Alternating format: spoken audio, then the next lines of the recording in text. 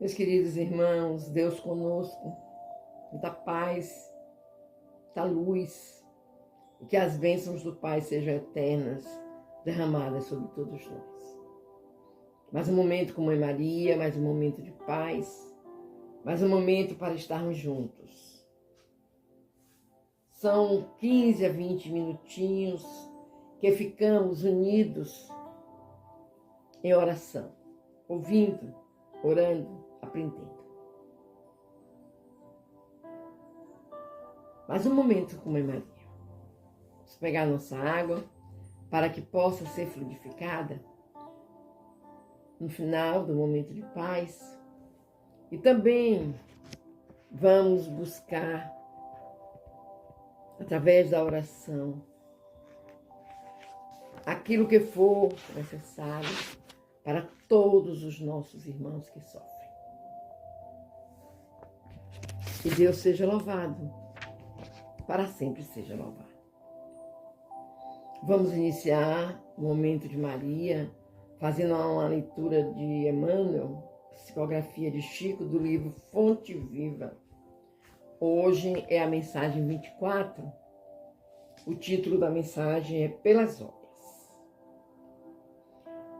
E que o tenhais em grande estima e amor por causa da sua obra. São palavras do apóstolo Paulo, está em 1 Tessalonicenses, capítulo 5, versículo 13.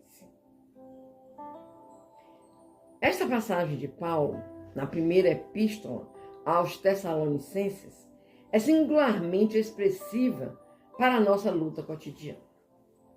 Todos experimentamos a tendência de consagrar a maior estima apenas àqueles que leiam a vida pela cartilha dos nossos pontos de vista. Nosso devotamento é sempre caloroso para quantos nos exposem os modos de ver, os hábitos enraizados e os princípios sociais. Todavia, nem sempre nossas interpretações são as melhores, nossos costumes os mais nobres e nossas diretrizes as mais elogiáveis. Daí procede o impositivo de desintegração da concha do nosso egoísmo para dedicarmos nossa amizade e respeito aos companheiros, não pela servidão afetiva com que se liguem ao nosso roteiro pessoal, mas pela fidelidade com que se norteiam em favor do bem comum. Se amamos alguém tão só pela beleza física, é provável encontraremos amanhã o objeto de nossa afeição a caminho do monturo. Se estimamos em algum amigo apenas a oratória brilhante, é possível esteja ele em aflitiva mudez dentro em breve. Se nos consagramos a determinada criatura só porque nos obedeça cegamente, é provável estejamos provocando a queda de outros nos mesmos erros em que temos incidido tantas vezes. É imprescindível aperfeiçoar nosso modo de ver e de sentir, a fim de avançarmos no rumo da vida superior. Busquemos as criaturas, acima de tudo, pelas obras com que beneficiam o tempo e o espaço em que nos movimentamos. Porque um dia compreenderemos que o melhor raramente é aquele que concorda conosco, mas é sempre aquele que concorda com o Senhor, colaborando com Ele na melhoria da vida dentro e fora de nós. Meus queridos, pelas obras é que conhecemos o indivíduo, sabiam? E não adianta nós querermos subjugar nenhum irmão. Exigir que aquele irmão seja como se fosse um escravo para nós. Que cobremos uma amizade de uma forma como se fosse obrigação a amizade. Que exijamos que as pessoas sejam belas fisicamente, quando na realidade a beleza física e estética não é tudo. É simplesmente o exterior. Prestemos mais atenção ao coração. Vejamos sempre, meus amores, de fora, mas antes, olhemos dentro, de dentro para fora. Aí sim, nós encontraremos as verdadeiras obras. As verdadeiras obras. E vamos fazer a oração de nossa mãezinha. Hoje eu vou fazer a Salve Rainha, tá bom? É a oração de Mãe Maria também. Salve Rainha, Mãe de misericórdia, vida, doçura e esperança, nossa salve. A vós bradamos os degredados filhos de Eva. A vós suspiramos, gemendo e chorando nesse vale de lágrimas. Eia, pois, advogada nossa desses vossos olhos misericordiosos, Mãe, a nós volvei. E depois deste desterro, mostrai-nos Jesus. Bendito o fruto do teu ventre, ó clemente, ó piedosa, ó doce sempre, menina Maria. Rogai por nós, Mãe de Jesus, para que sejamos dignos das promessas de Cristo. Que assim seja, Mãe amada. Que assim seja.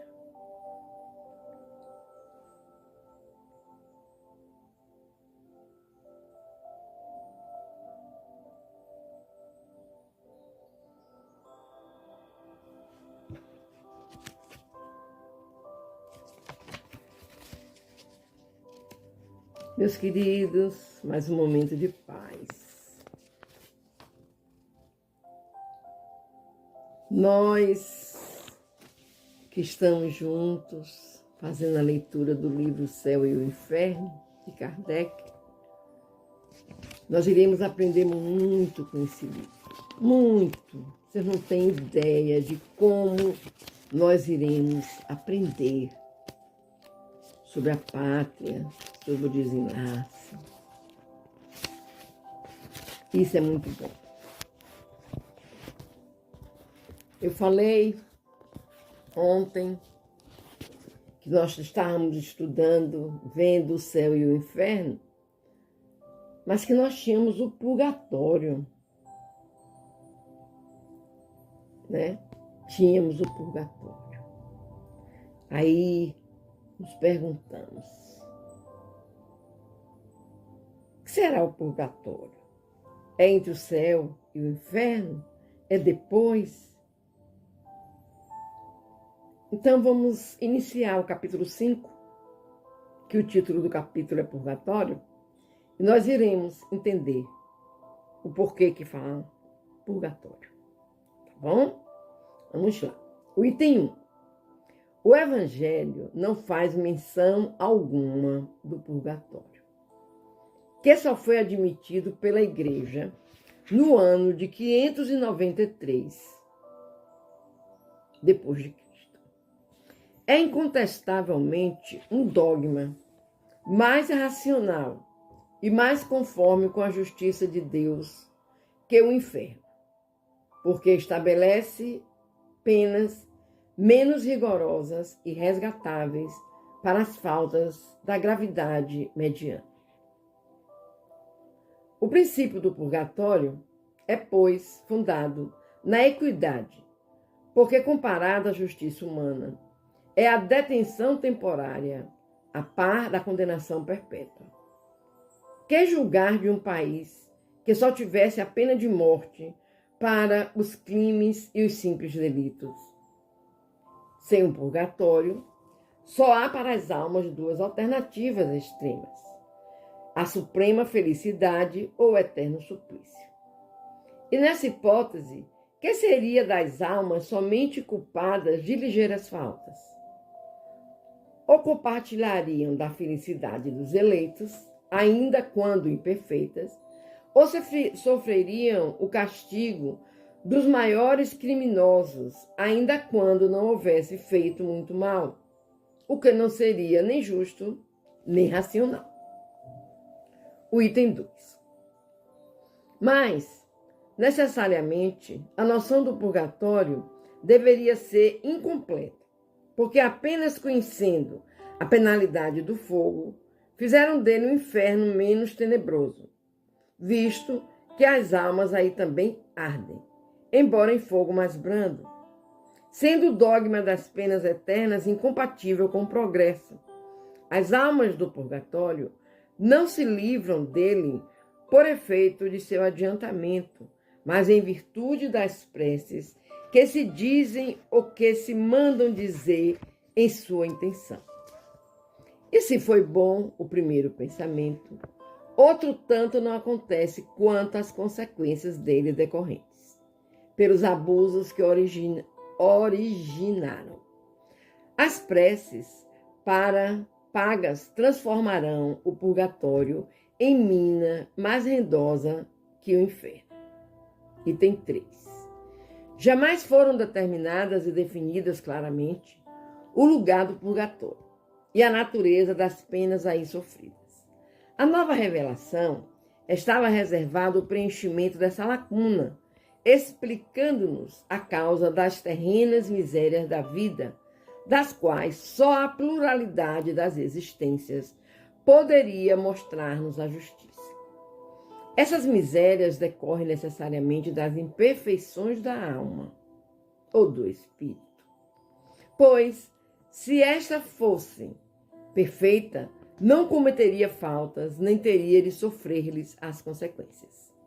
O homem que na terra fosse em absoluto sóbrio e moderado, por exemplo, não padeceria enfermidades oriundas de excessos.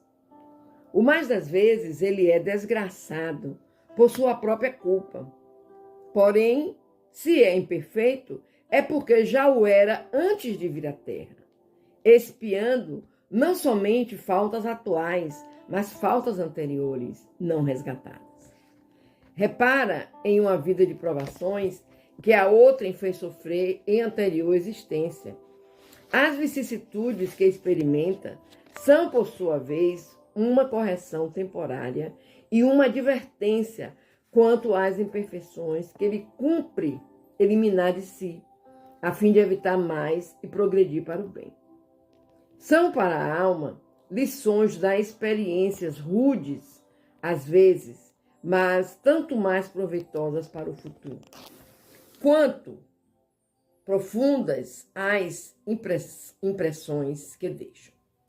Essas vicissitudes ocasionam incessantemente lutas que lhes desenvolvem as forças e as faculdades intelectuais e morais.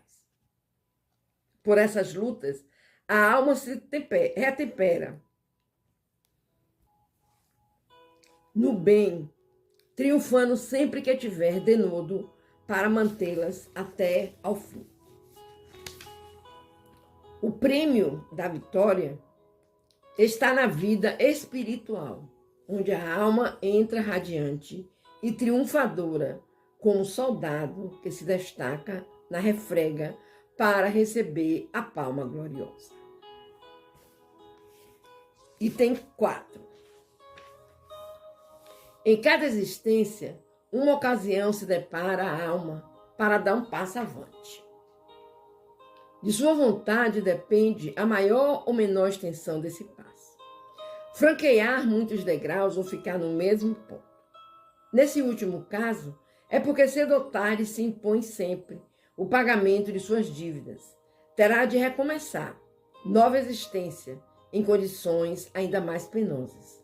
Porque a uma nódoa não apagada ajunta outra nódoa. É, pois, nas sucessivas encarnações que a alma se despoja das suas imperfeições, que se purga, em uma palavra, até que esteja bastante pura para deixar os mundos de expiação, como a terra, onde os homens expiam o passado e o presente em proveito do futuro. Contrariamente, porém, a ideia que deles se faz depende de cada um prolongar ou abreviar sua permanência, segundo o grau de adiantamento e pureza, atingindo pelo próprio esforço sobre si mesmo. O livramento se dá não por conclusão de tempo, nem por alheios méritos, mas pelo mérito próprio de cada um. Consoante estas palavras do texto, a cada um segundo as suas obras. Palavras que resumem integralmente a justiça de Deus. Meus queridos, purgatório. O céu e o inferno habitam dentro de nós. Na minha interpretação, o purgatório seria a vida na jornada terrena. Nós temos o céu dentro de nós. Aí nós temos a jornada terrena, que é onde nós vamos dar cumprimento ao pagamento de nossas dívidas passadas ou atuais. E precisamos desse tempo aqui, para pagarmos. Aí nós vamos encontrar o inferno dentro de nós novamente. Que é quando nós desistimos desse pagamento, dessa purificação espiritual e resolvemos realmente ser ruins. Não sei se deu para vocês me entenderem a minha lógica. Eu, quando criança, fiz primeira comunhão, primeira Eucaristia, fui crismada, fui batizada. Mesmo minha mãe sendo espírita, meu pai não era. Então, tínhamos que passar por esses trâmites, né?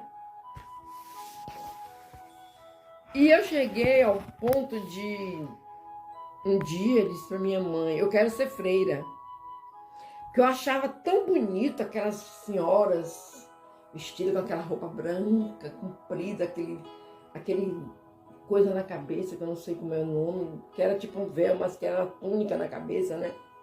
Eu achava lindo. Eu participava da missa. Eu tocava sininho na missa. Até um dia, onde eu vi algo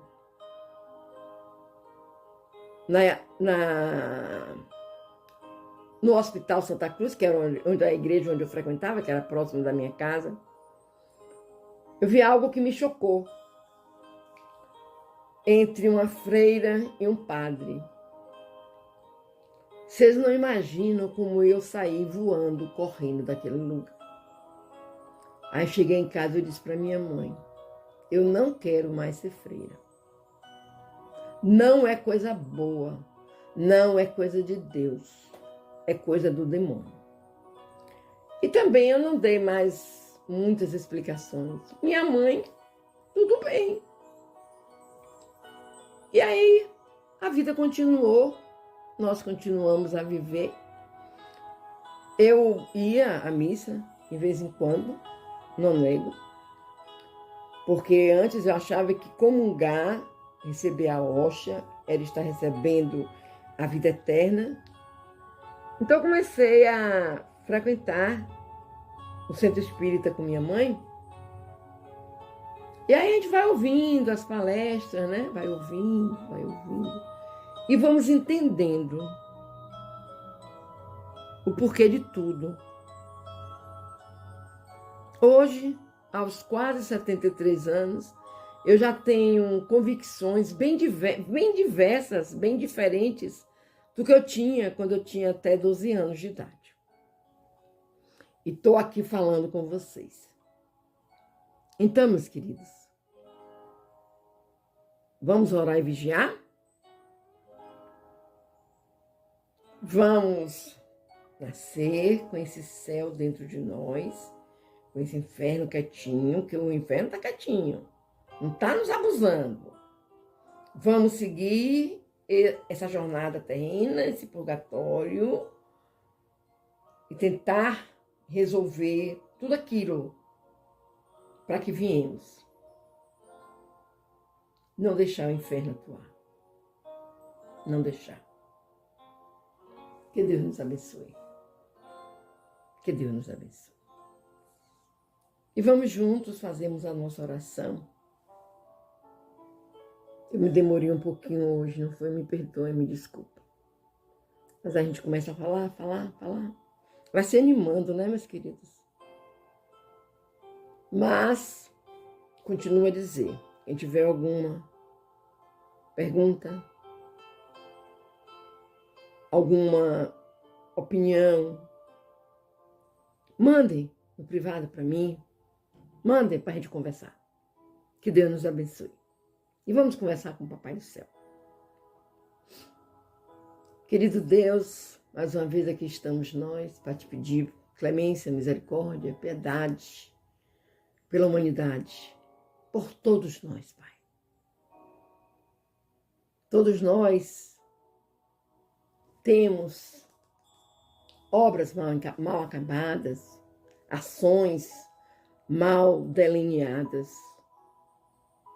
Aí vem as dores, vem o sofrimento, que é um verdadeiro remédio para as nossas almas, nossos espíritos. Então eu te peço, Pai amado, tende misericórdia de nós. Nos abraça, nos coloca no teu colo, não nos deixa sair de tua mão, Senhor.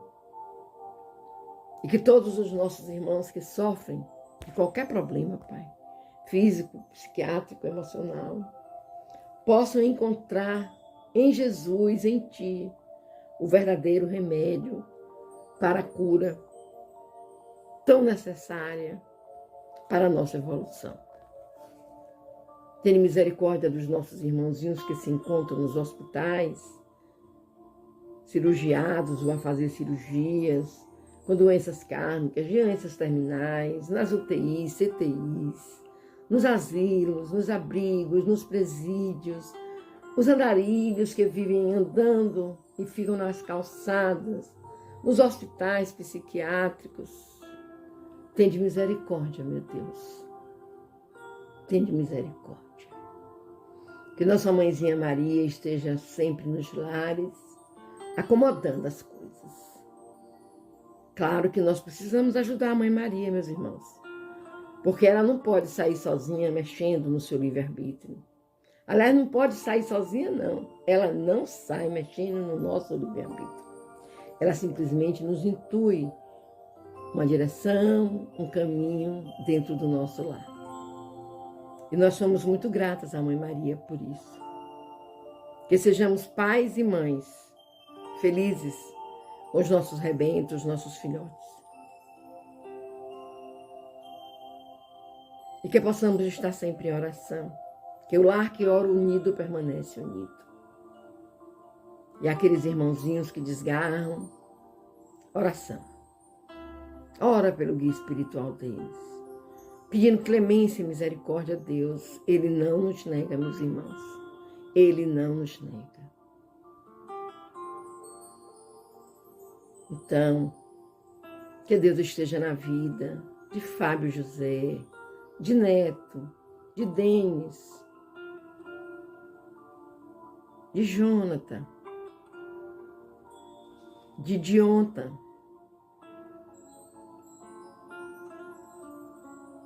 e de tantos outros que precisam dessa proteção divina. Que Deus nos abençoe e vamos juntos fazermos a oração que Jesus nos ensinou para conversarmos com o nosso Pai. Pedindo a espiritualidade amiga que venha colocar em nossas águas o remédio necessário para a nossa paz interior, para a nossa saúde física e espiritual. Pai nosso que estás nos céus, santificado seja o teu nome de amor. Venha a nós o teu reino. Seja feita a tua vontade, assim na terra como nos céus. Pão nosso de cada dia nos dai hoje. Perdoa, Pai querido, as nossas ofensas, assim como nós perdoamos a quem nos tenha ofendido. Não nos deixeis cair em novas tentações, mas livrai-nos de todo mal. Pois teu é o poder, o reino, a honra e a glória, por toda a eternidade. Que assim seja.